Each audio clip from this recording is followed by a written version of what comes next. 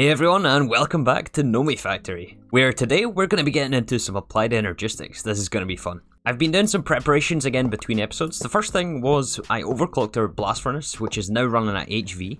This of course meant adding some more CEFs to give it enough power. But at this stage, this is really just meant to speed up the recipes for energetic alloy and aluminium. I've been doing lots and lots of pre-crafting of materials, so I think we're prepared for today. So, at this point I had some audio issues, so let's try this again, shall we? I started off by batching some fluix crystals to make the energy acceptor, along with some of the fluix and quartz wire that we need for applied energistics. Then we picked up the inscriber, immediately upgraded that to the advanced inscriber, as well as the crystal growth chamber for pure crystals. Finally, we crafted up our terminal, the disk drives, and we have enough resources to invest in 12 4K ME storage components. We are going to skip the 1Ks, even though this costs us a tier 2 circuit each. Although I did notice here for the quest, it does want us to make at least one 1K, so we got a spare one of those. We need a storage housing, which in this pack is electrical steel plus fine red alloy wire. The first one we make it into 1K for the quest. Digital storage at last, nice. Oh, and the 4K item storage quest. Yeah, and the rest we turn into 4Ks. Oh, that's right, they don't stack either. So yeah, I really don't know where to place this right now. This is probably going to get moved, but yeah, we just need a place to put this down. And we can dump all of our drives in here and start to populate our applied energistics system. For now, we're just going to shift click absolutely everything into here. It's just much more easy to manage this way. Let's grab the rest of the 4K discs. Oh, we're out of storage housings. I think we're just missing some fine red alloy wire, which should be on the output of one of these things. Yep. Yeah, there's the other 7 4Ks. It's time for one of the most satisfying things in modded Minecraft. When you get applied energistics, it's just to shift click absolutely everything here. And this right here is everything we currently own. Actually doesn't look that much when you put it like this. Oh wait, actually that's not technically true. We have some items in the output of some of these chests. Oh, that is a lot of dust. Yeah, let's get all of this electrolyzing. We don't want to stop this process, as remember this can give us sodium, silicon, lithium and aluminium. We'll need plenty of aluminium today since I think we'll be starting some MV. And we're already off to a decent head start here. In fact, let's make some of this plates and rods. We'll do an extra 4 stacks of plates, and we'll do 4 stacks of rods. I think we'll keep the rest as ingots. I think this also means we can get rid of all these crafting stations. And we can also integrate all the tools into AE, which we should be able to just shift click with, so it'll be super easy to craft the tedious GregTech manual items now.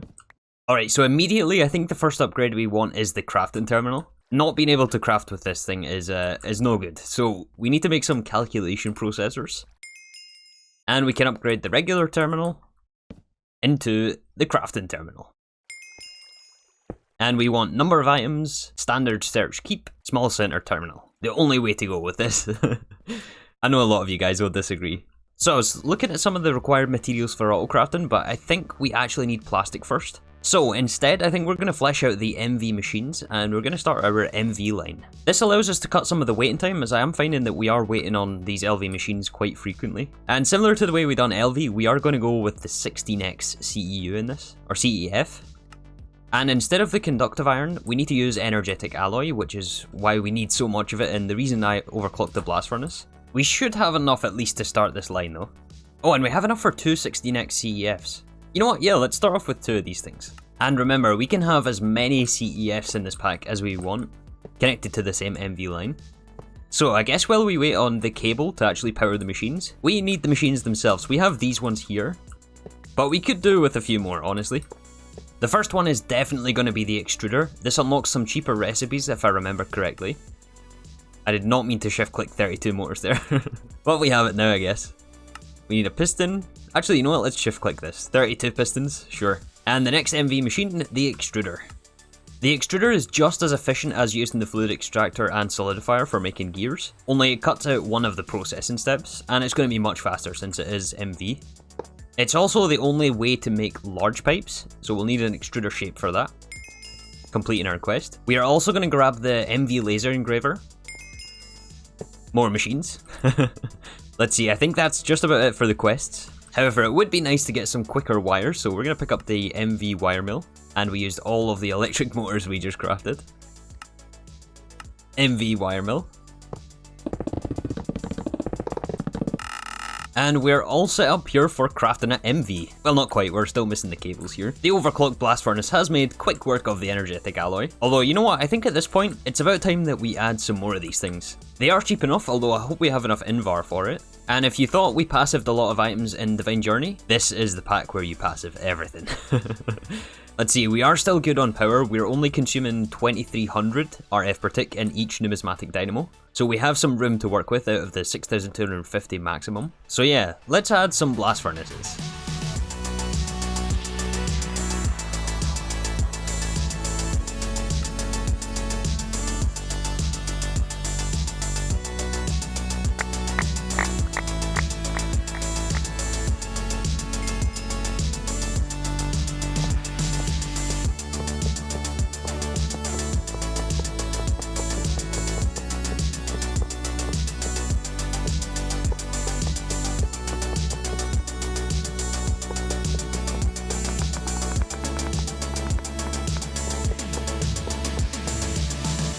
Things are slowly coming together here. We got an extra 4 blast furnace additions into our base. I've also started our main backbone applied Energistics connection.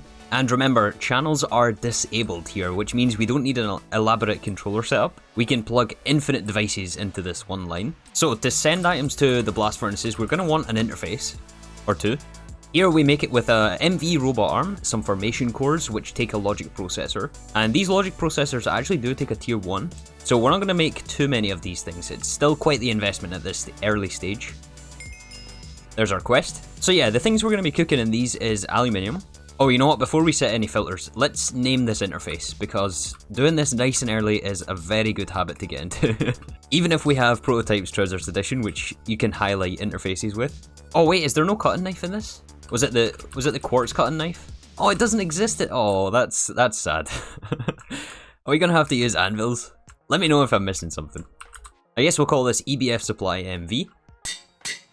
So for most of these things, we're not gonna have the input dust fully automated at this point, but we want to request aluminium dust. Eventually, we'll have a dedicated electrolyzer for clay dust. Let's hide this from the terminal. So aluminium is gonna go in this furthest one. We will use item filters for this, so we filter in aluminium dust in the input bus. And the outputs are going to always be on blue. In fact, we can set all of these. So the idea with these 4 blast furnaces, and pretty much every blast furnace will be added from here on out, is we want these things just to run without us having to touch them. So they're going to be automatically fed their inputs and run whenever we need materials. Once we set the brown channel here to always active, and insert is going to be blue, this should receive aluminium dust, and it's already started crafting here, nice. The next ingot we want to passive is energetic alloy. This is going to be our MV cable, so we want to extend this line for more MV machines. And we also use it in vibrant alloy, which is used in some of the higher tier conduits. To make energetic alloy though, we do need energetic blend, which we are required to make in a mixer with glowstone redstone. So we're going to request glowstone redstone in the interface. Well, it looks like we're actually out of glowstone. I wonder if we have any more witch pristines here. We should, right? Oh yeah, another 16, and I think it gives 16 per. The power of DML. Yeah, let's top up all of this thing, and once we put this in our system, it should appear in the interface over there. Well, nice to see that conduit bug is still here. Still here from last time where you get stuck. So the mixer we want to set up passively, I'm going to borrow this one. And this way, I think we can just send this automatically into the EBF. So in fact, we're going to add a second input bus to the bottom side. Plug a transformer into our MV line. We have to be careful here since this is an LV machine. And I've lost my wrench. Oh no, the crafting terminal ate it again. Yeah, so this transforms from MV to LV, which goes into the mixer. We want to send the mixer output straight into the input bus on the blast furnace. And on the top side here, we want a limited item filter for redstone, glowstone. And those will come out of this interface up the top here. Awesome, that makes energetic blend. And that has to be mixed with gold in the blast furnace, which we can request here in the interface and then filter into the top input bus so that it's separate. And in fact, I should have made these ULV. Here, we'll block it with some saplings just so we don't over buffer gold. We are kind of low on gold right now. This should have turned on. Perfect. The third material we want to passive is vibrant alloy, which is made from energetic and ender pearls. And when we set filters here, we want to try to give each item its own input bus. I've swapped them out for ULV this time. And in fact, we'll swap this one out. Oh, that probably just voided a recipe, right? Apparently not. Apparently it's still there. Alright, energetic alloy and ender pearls. However, since energetic takes vibrant to make, no, other way around, vibrant takes energetic alloy to make, we want to set up some sort of logic to turn this one off. So we should have some machine controllers crafted here. And we want to use some level emitters. Oh hey, I just realised we passed 24 hours here. That's kind of mad. Time is escaping us. Oh, that's right. Level emitters, we need stainless steel. Along with the calculation processor, so let's get those started. We should really get some acceleration cards for these things. But yeah, stainless steel, the HV material. This is equivalent to aluminium and steel at LV. Also a blast furnace recipe, and that's what the third blast furnace there is for. So this is made in the crafting table: chrome, nickel, manganese, and iron. Oh yeah, of course it's dust, right? I don't know if we have any manganese either. No, we don't have manganese. Manganese comes from electrolyzing tantalite, pyrolusite, or spessartine. I wonder if we can buy any. Oh, we can buy pyrolusite. That's perfect. Let's do that. At this stage, we're also going to pick up another Enderman data model, since, you know, we need pearls for the vibrant alloy, and we are not overproducing pearls yet. And we will, of course, need another simulation chamber for this guy. We're just going to put him next to the other Enderman here, but I think today we're going to be overhauling DML as well. So this will probably be moved by the end of the episode. It's really just so that we can get this thing to level. Macerating all this iron is going to be a huge task here for our macerator. So you know what, let's pick up the MV macerator. Oh yeah, that's better. That's much better. But the other reason I picked up this advanced macerator is for ruby. So as part of stainless steel, we also need chrome. We have 3, I think, from the Lost Cities Dimension chests. But the best way to get chrome is from ruby electrolysis. And I deliberately left all the ruby ore, which we can get in redstone veins, as ore. So we want to macerate this for crushed, and then we can either thermal centrifuge or ore wash. Thermal centrifuge is 25 seconds, whereas ore wash is only 20. And I think overall the ore washer gives us more chance at chrome. So you guessed it, we're gonna make the MV ore washer. If we can. It looks like it. I think we're just missing a machine hull. So easy to craft now with applied Energistics.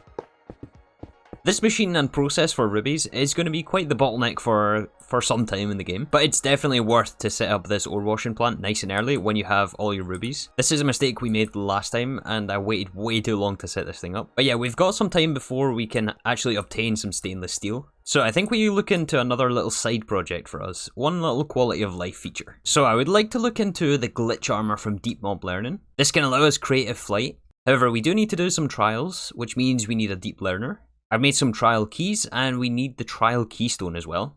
Now though, since we're on peaceful, I don't know if this actually works. I think, honestly, we're going to have to switch away from peaceful. Before we do this though, let's at least get some enchants on the armor. And if you haven't noticed, by the way, I'm using cobalt. Thank you for your reminder on the comment. I'm not sure who it was. But if you wear full cobalt, you get haste 3, which is something we're going to lose out of this, but I would rather the creative flight, honestly. Fire protection, depth strider, soulbound. Unbreaking fire protection. Protection 4 and breaking 3, not bad. Bane of Arthropods, Vorpal. Well, I was going to do the zombie trial, but maybe we do the spider one instead because of that enchantment. I just made the exact same mistake we made in FTB interactions. So I just went and done the trial keys and realised this was only superior. To get the corrupted glitch heart and therefore make the armour, this has to be at least self-aware, which is the tier of the trial key. And the spider has over 400 iterations left to run. So we're going to completely ignore the fact that that just happened. Mistakes were made. We have some chrome to work with here. We've got some nickel left to crush. I guess we can get rid of some of these mortars. And we can make our first batch of stainless steel. That's 27. 30 seconds per recipe at MV. We got our first 7. And the quest. So what was it? We need rods, I think, for the level emitters. Yeah, we'll need thousands and thousands more of these things. Hundreds of thousands? I'm not sure. A lot of stainless we need though. The first stainless though we're going to use for the level emitters. And all 4 of these blast furnaces will get a level emitter each. So remember, the level emitter will just emit a redstone signal whenever you configure it to a specific item amount. You can do some other funny things like with crafting cards in here as well. Which is, in my opinion, the only acceptable use for the crafting card. Is for the level emitter. Anyways, here we want to set the machine control. Oh, this looks different. Let's see, normal. We want this on inverted, yeah, which means it only runs with a redstone signal. And the first one we want to say energetic alloy, and we'll say below, we'll say 1000 for now, until we get deep mob learning set up. But the second one here for vibrant alloy, we're also going to set for energetic. And this one is going to be emit when levels are above 500. This one actually should be inverted. Yeah, so this will emit when below 1000, and this will emit when above 500. Next one is stainless steel, and this will work whenever we're below 5000 stainless steel. And same for aluminium. I think this one will set at 10,000 though. Yeah, the numbers will be tweaked probably all throughout the game, but I think this is a good starting point for us. I think this is around the time where we should expand DML, and we'll build it in such a way that it's easy to add on to. We need to be careful with our polymer clay usage, as we can only support so much with our very basic LV setup here for PPC. I'll have to actually double check the numbers, but I think we are still net positive as we are. But let's take this one step at a time and at least set up some storage for all of these outputs. Oh man, I absolutely love this recipe for iron. Look at this. Before I forget, let's pick up those acceleration cards I mentioned earlier. Oh, that's just advanced. We need, yeah, acceleration, just combined with the flux crystal. We'll give 5 to the inscriber, and I think 3 for the crystal growth chamber. Okay, so we got some things switched around here, and we now have a storage drawer wall for the pristines and the matter that we get from the simulation chambers. So the way this works is we've extended along applied energistics, and we've hooked up an interface here which supplies polymer clay. The polymer clay still comes from the original setup here, only now we have a drawer controller added to these 3 drawers, which is the reason that I wanted to place them together. And on the back of the drawer we have a drawer controller which exposes all of the contents of the drawer network to our applied energistics system. So that makes it so that any polymer clay that we have in our AE system ends up in this interface. That is round robin on brown channel, and that goes into the top of all of these simulation chambers. Since they are sided, they are then extracted on blue channel, and the blue channel ends up in both of the drawer controllers, so these are both insert on blue right here and here. So yeah, this is just a proper buffer for all of the pristines. Right now we are running Guardian, Spider, Zombie, Witch, Blaze, Creeper, Shulker, Ghast, Skeleton and Enderman. Now not all of those we can run at the moment. We don't have that much polymer clay basically, or simulation chambers for that matter. We are actually almost out of circuits. But yeah, you may notice over there where our numismatic dynamos used to be, I've actually shifted this setup just out of the way. I want to keep this space clear all the way through here, so I think we're going to remove all that's in these chunks. But the numismatics now sit here. Don't ask me why we have an ender chest, by the way, for this very short distance. I just wanted to keep these systems completely separate and not mix the item conduits up. But eventually we'll have an interface here probably to supply the diamonds. Oh, and I just realized this isn't plugged in either. Yeah, we have storage buses on both of the drawer controllers, which also exposes all of these items to our AE network. We want to place some void upgrades on these drawers, since we want the simulations to stop when we're full on pristines, which is very, very unlikely at this stage. But we don't want it to stop if we overfill on extraterrestrial matter, for example. But we will put some void up or some storage upgrades in these. It's very unlikely we're going to end up voiding anything at this stage anyway. Loot fabrication wise, we've dedicated this one to diamonds since we absolutely need that for power. But this other one here, we are just going to use manually still.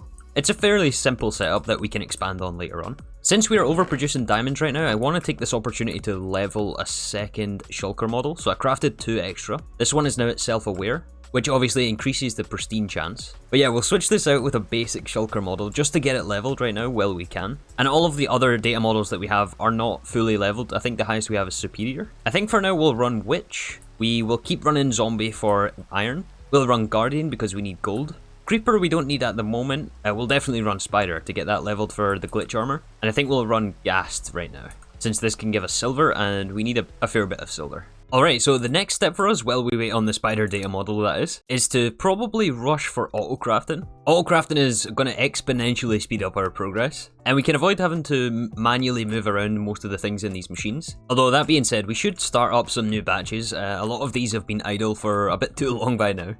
Let's check out some of our materials and try to anticipate what we're going to need. So, checking our steel supply here, we are kind of low on electrical and dark steel. And rather than using obsidian, which we don't have automated, we're going to switch to using void crystals, which we atomically reconstruct from coal. And coal we get from DML. So this plus steel can give us dark steel all the same. And electrical steel, another 2 stacks of this. Let's get started on another batch of circuits. So we are down to 2 LVs and 29 tier 2s. Not really ideal. So we'll need some more phenolic boards. We can start up some more coal through the pyrolyze oven.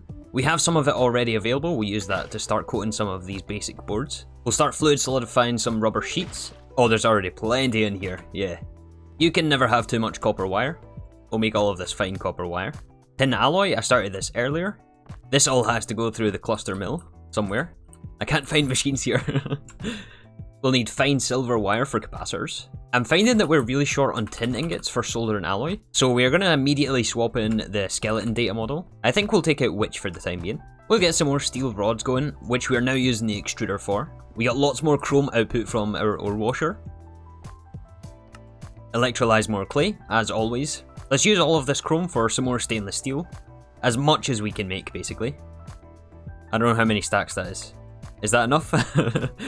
Let's put it all in AE. It should automatically go to the blast furnaces. Yeah, that was over 800 there, wow. More loot fabrication. Let's get some more fluids going. We'll inevitably need that when we expand AE. It would be nice to also pick up some more tin and red alloy cable. That's going to tie up the assembly machine for quite a while though. So you know what, I think we're going to make a second one at LV, since the MV1 takes tier 3 circuits and we haven't made those yet. There we go. Actually, this guy is perfect next to the chemical reactor since it can automatically take in rubber, and we'll use this one to coat wire. More capacitors, this should be another 4 stacks. Here is enough material for another 2 stacks of tier 1s. Let's load this inner assembling machine. Perfect. Just anticipating the first tier 3 circuit, we are going to need some integrated circuits which come from silicon wafers and silicon boules through the blast furnace. This is a 300-second recipe, and we have this blast furnace sitting doing nothing, so we may as well batch up as much as we can right now. That should be ready for us for next episode. Oh nice, some aluminium, I didn't know this was here. I forgot about this one. We're going to need some more aluminium plates. We're down to 55, which really isn't great. And instead of making plates in the compressor now, we're going to switch to making blocks. And we can put blocks through the cutting machine and cut them 9 at a time into plates. This is a really efficient way of making plates in this pack. Something else that we'll have to upgrade pretty soon is the numismatic dynamos. With everything running, we're using up over 4,000 RF per tick, and we have a maximum power output of 6,250. And I think we should have the vibrant alloy for more. Well, kind of.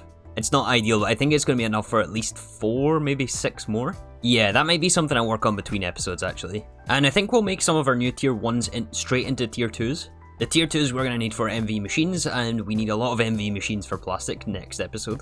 But I would say we are now sufficiently prepared.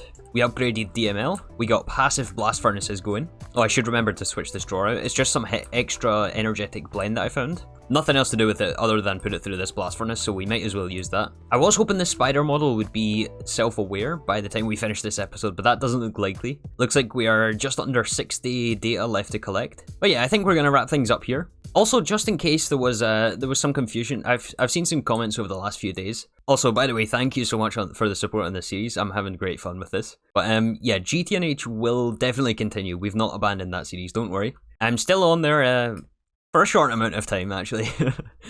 Trying to get our fusion reactor up. We'll just be taking a very short break and yeah, playing a bit of Nomifactory in the meantime. Anyways, thank you once again for watching, and I'll see you all soon for some more Nomifactory.